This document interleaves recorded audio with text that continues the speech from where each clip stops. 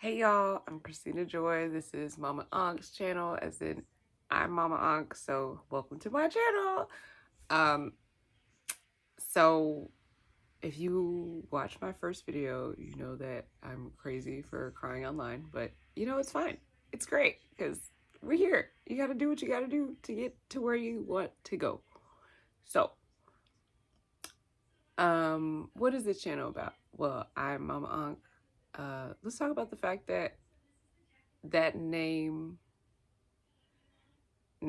for Black people is like a whole other conversation, but like I'm part of that conversation because the name Mama Ankh comes from, um, well, one, let's start by saying I'm, I'm, I'm Christina Joy Richardson. I'm from Jersey. I came to DC to go to Howard University in 2011, and I never left the area.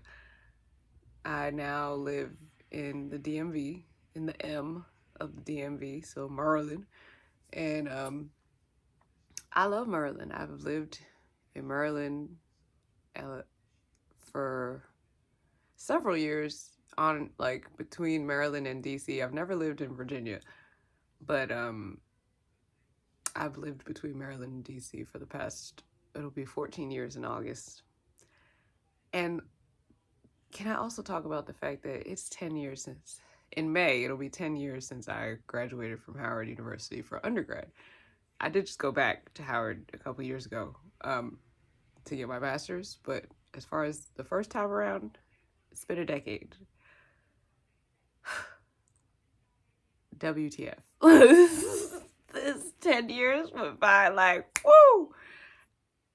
It was a lot of fun, but a lot of BS too. Learned a lot of stuff, did a lot of things, learned a lot of lessons.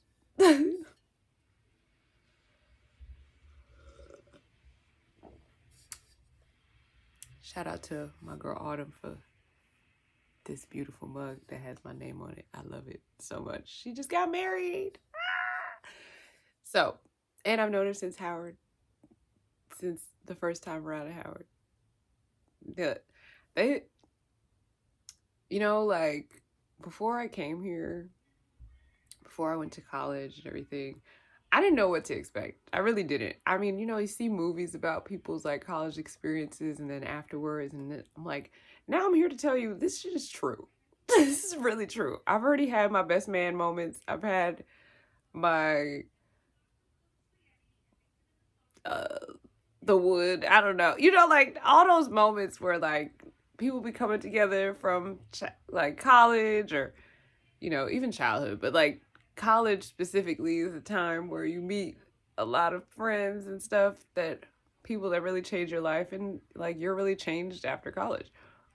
I will say though, I met a lot of really amazing friends after college too that are from the DMV. A lot of really amazing people in general from the DMV. And I don't even know where to begin. There's so much. There's so much to say. Um, So I originally went to school for, I applied at Howard for a music major. And I went to the audition. I sang a song. I sang two songs because on the website it said two classical songs. And the lady said, I like your voice, but I need you to sing an aria. And I was like, what's an aria? I have no idea what you're talking about. And she was like, it's a specific type of classical song. It's a song that shows your range. And honestly, I just, after that, I was like, I did it wrong. I completely just lost all hope in the idea of me pursuing music at Howard. And I was just like, she even told me to come back. And I was like, no, I just took it as a sign. And so then I changed my major to PR. I thought I was going to do music PR. So that at Howard, PR was under the major broadcast journalism. It was under journalism, and the concentration was PR. I hated it. I took a year of those classes, and I regret, like, I mean, no regrets, but still, like, it was just not for me. And after a year of those classes, I was like, what am I really good at? What do I like? And I was talking to my then boyfriend at the time, and I remember saying, like, people are always sharing their problems with me. Why don't I go into psychology?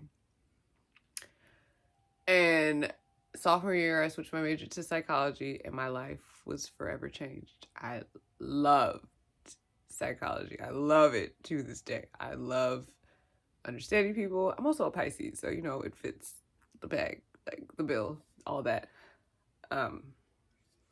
Yeah. So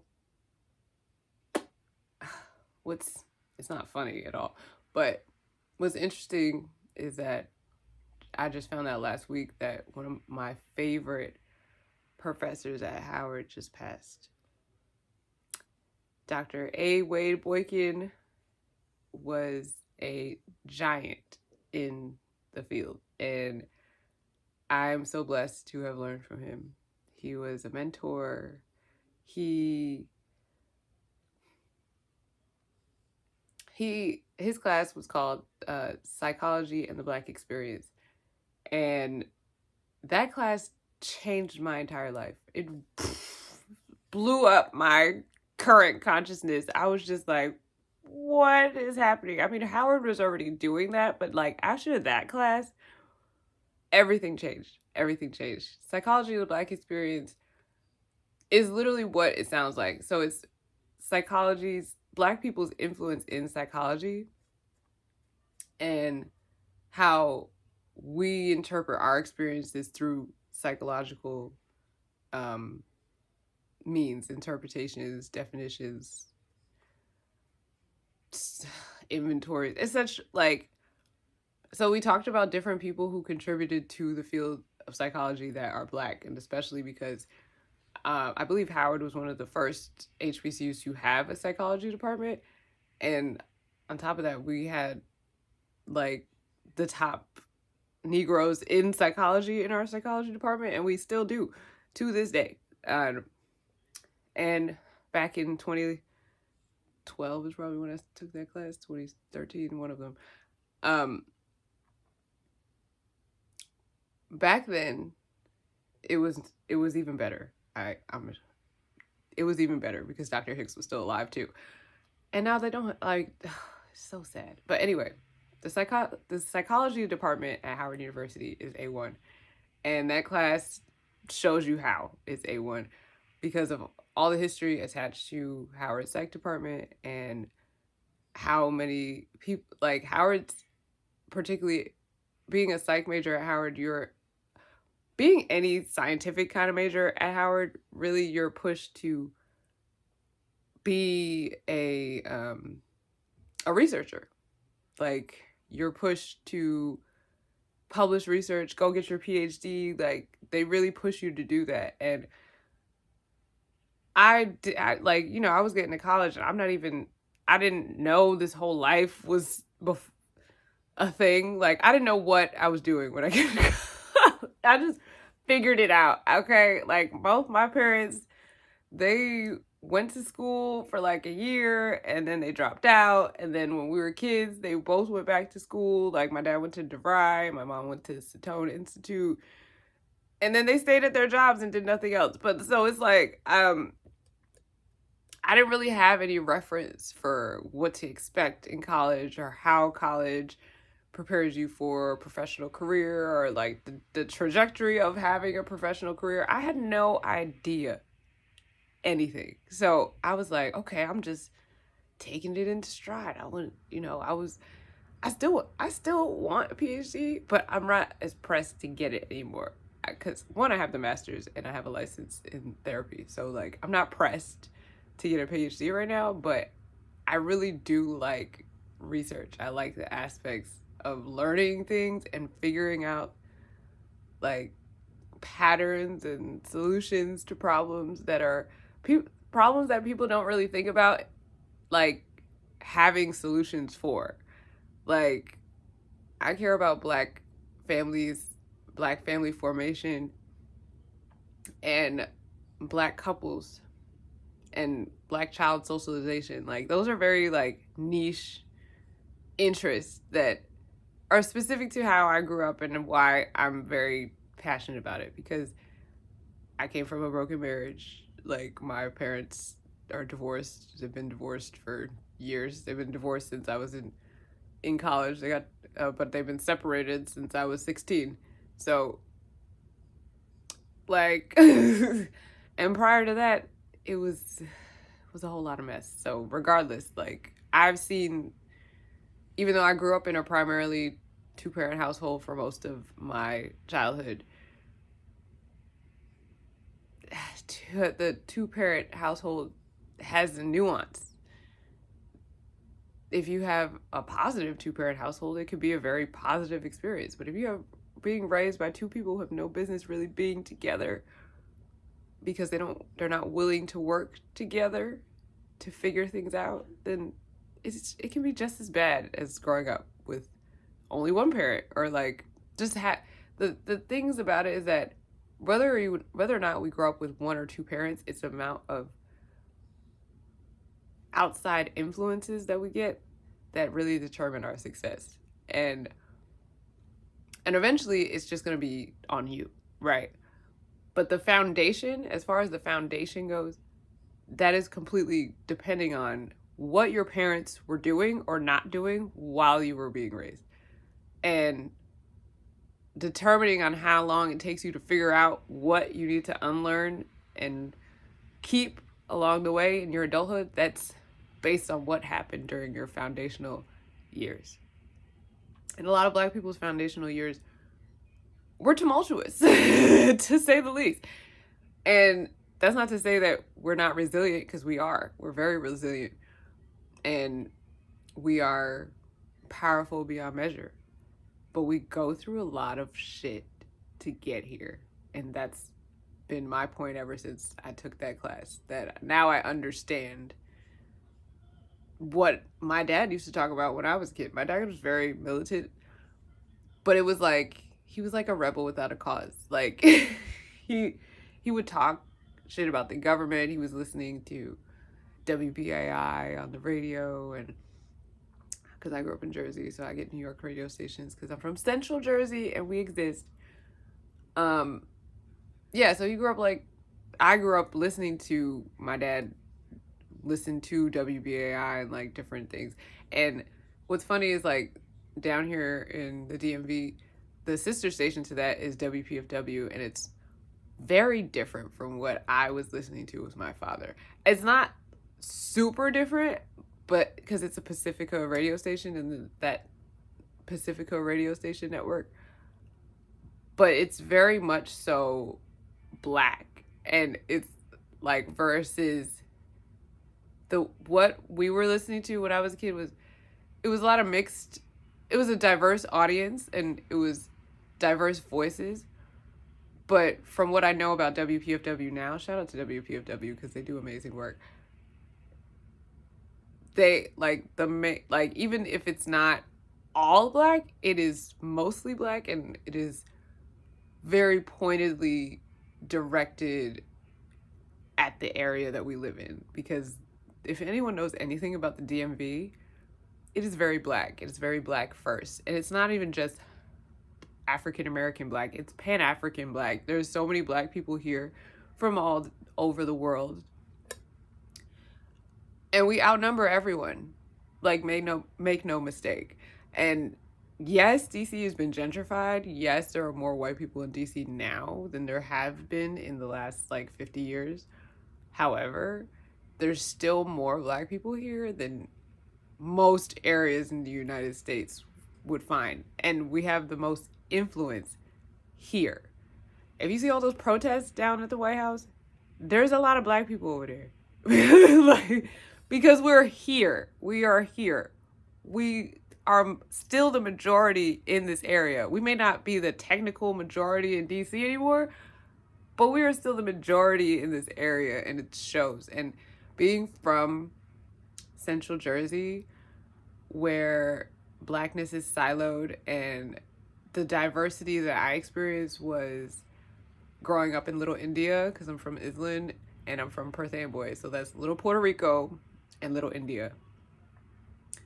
And there wasn't as many black people in our area. Like, there were some black people, but the black cultural influence was not there for me, because my parents didn't want us to go to Newark like that. My grandma lived in Newark, so we would visit my grandma. She used to live in East Orange, Newark, Irvington, like, so we visited because my grandma used to live there. But my parents were very much so like, oh, we don't go there, it's the ghetto, woo, woo, woo. And I'm like, if you treat it like the ghetto, then it will treat you like the ghetto, period. Like, as someone who's grown up, not grown up, I guess you could say I've grown up as an adult here in many hoods, but like, living in the hood, it's not a terrible experience. And of course, that's me coming from a different perspective on that. Like, if I had grown up here, it'd be a lot different. Like, if I had grown up in Irvington or Newark, it'd be a lot different. But what I'm saying is, it is still a privilege to be around my people, no matter what our status is in the neighborhood, because there's still love. There's still good people who still try to look out for you. There's still neighborly people who will say hi and keep it moving. Like, it's just a wonderful experience to be around black people, period. And I'm grateful for that.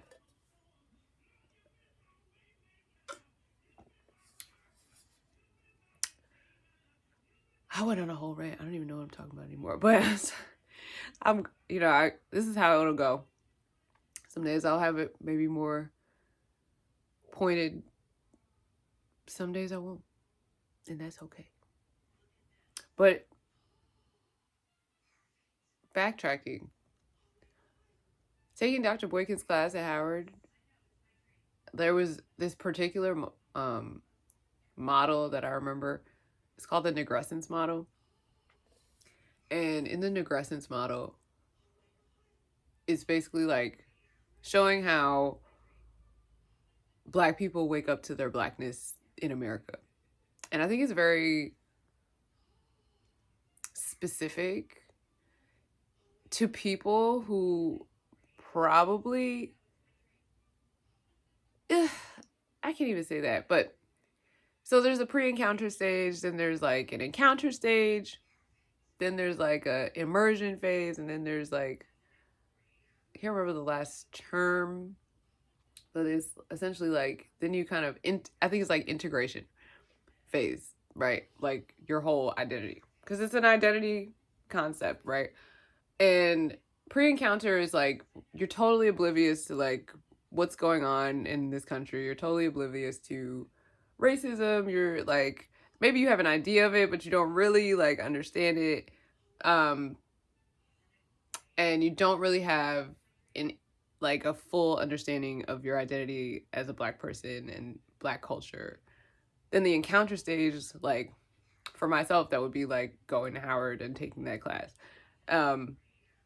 Where you're like woken up and you're like, oh, there's so much more to my racial identity that I actually experienced, that I actually realized. And then you're like, wow, I need to do something. And that's the emergent phase. And I think I was in that phase for a long, long time.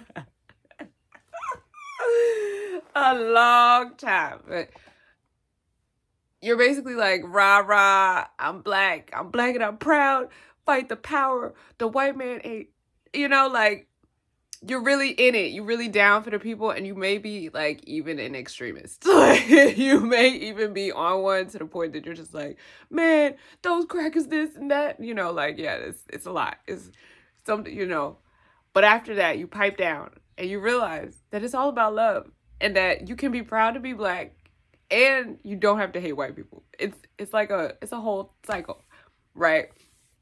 Because the issue is like, if you give them power in the sense of that they have power over you, then they've already won. And that's the thing, is that we like, we can easily fall into that mindset. It's called learned helplessness, of like being victims to our circumstance. But the thing about it is that Black people have risen up at every turn, in every way possible, since we've gotten here. We've fought and loved and fought again and kept moving and made money and made strides and made it to the White House and made, we've done all the things in spite of what they're trying to do to us every single day. And now that only happens when we believe in ourselves and when we believe in what we're doing. And that's the point, is that they don't want us to believe in ourselves. So when we internalize that we are victims of oppression, because not to say that we aren't, but if we internalize the victimization, then they have won. They have successfully, they've won, right? The point now is recognizing that we have power. We've always had power. And as long as we continue to use it, we will be fine. And we will continue to press forward. And we will continue to have a voice in this country and a voice for our people. Period.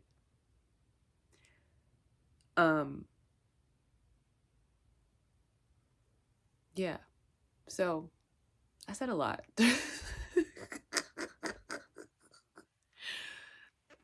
So maybe that's it for today. For now. Or yeah, I may poison it, like shoot. It may just be I post videos whenever the hell I want. So episode 1, episode zoot episode uno, or maybe that was episode 0. Yeah, so like maybe that the other one is like episode 0, and then this one's like episode 1. But just a little bit about me, a little bit about my beliefs.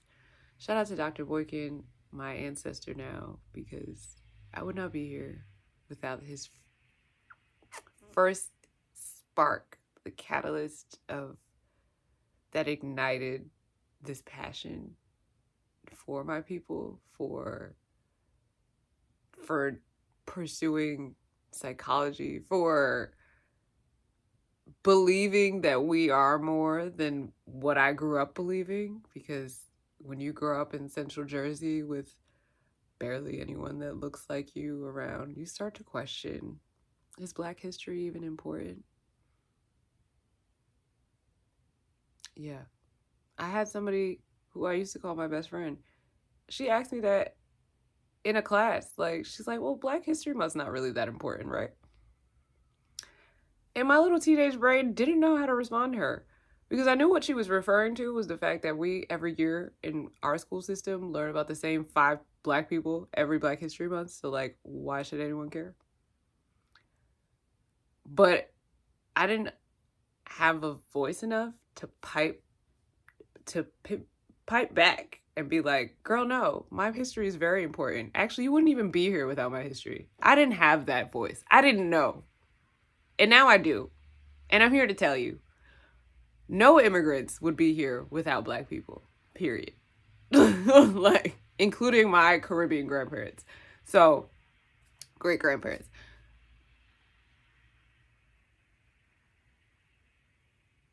Period. There would be no Pan-Africanism here if it wasn't for the Black Americans that were stolen from Africa and reared and trained and built this country that we have any immigrants at all. We are grateful to us. But we do not put anyone down, or at least I don't, because I know where I come from. I got roots in the Caribbean. I got roots here. But it all stems from Africa. And I'm happy and proud to say that. Could I say that for little Christina? Little Christina didn't know. Didn't know nothing. But now she know. So, yeah. And if you know me, you know that I just cut off my locks, so I'm restarting them. But not like this. This is just the first style I got right after I cut my hair. So y'all have a great day.